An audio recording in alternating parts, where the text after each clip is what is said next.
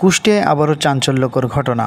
আওয়ামী লীগ নেতাকে ধরতে গিয়ে ছেলের বটির কোপে গুরুতর আহত হলেন গোয়েন্দা পুলিশের এক এসআই। শনিবার দুপুর 12টার দিকে কুষ্টিয়া শহরের 6 রাস্তার মোড় এলাকায় এ ঘটনা ঘটে। ডিবি পুলিশ শহর আওয়ামী লীগের সহসভাপতি হারুনা রশিদকে গ্রেপ্তার করতে গেলে বাধার মুখে পড়ে। বাড়ির ভেতরে ঢোকার পর হারুনের ছেলে প্রণয় হঠাৎই ধারালো বটি নিয়ে এসআই ইসরাফিল হোসেনের পিঠে আঘাত করে। পরে অতিরিক্ত পুলিশ গিয়ে এসআই ইসরাফিলকে উদ্ধার করে কুষ্টিয়া জেনারেল হাসপাতালে ভর্তি করে। হাসপাতালের আরএমও হোসেন ইমাম জানান, এসআই এর পিঠে দুটি ধারালো আঘাতের চিহ্ন রয়েছে, তবে বর্তমানে তিনি শঙ্কামুক্ত। পুলিশ হারুনা রশিদ ও তার ছেলে প্রণয়কে ঘটনাস্থল থেকেই আটক করে।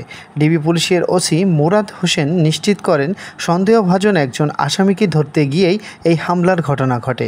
তবে ঠিক কোন মামলায় অভিযান চালানো হয়েছিল তা তিনি জানাননি। ঘটনার পর প্রতিবেশীদের অনেকেই মুখ খুলতে নারাজ। কেউ কিছু দেখেননি বা বলতে চান না, শুধু জানিয়েছে পুলিশ এসেছিল, পরে আবার ফোর্স হয়ে এসেছিল। আওয়ামী লীগ নেতার বাড়িতে পুলিশের অভিযানে এমন হামলার ঘটনা ঘিরে কুষ্টিয়া জুড়ে শুরু হয়েছে নানা আলোচনা। ভিতরে সে উঠে দৌড় দিতে গেছে, দৌড় দিয়ে মানে তার 3তলা বাড়ি মেবি, উপরে সিঁড়ি দিয়ে উঠতে গেছে। যখন উঠতে গেছে আমরা যখন জড়িয়ে যাই তারে ধরছি, ধরার সাথে সাথে যে সিঁড়ির নিচে আর উপর থেকে ও চিল্লা দিয়েছে। আর উপর থেকে ওই হারুনির ওয়াইফ আর তার ছেলে আসছে, এসে তার ছেলের হাতে বটি ছিল, আমাকে 3-4টে কোপ মারছে। পর বটিতে কোপ মারছে। আমি বলছি এটা কী করে, এটা কী করে থেকে বটিতে কোপ মারছে। পরে আমাদের আরও ফোর্স আসলো, আমরা তাকে ধরছি, তার ছেলেকে ধরছি। কুষ্টিয়া থেকে এস এম রিয়াদুল ইসলাম, দৈনিক দেশবার্তা নিউজ।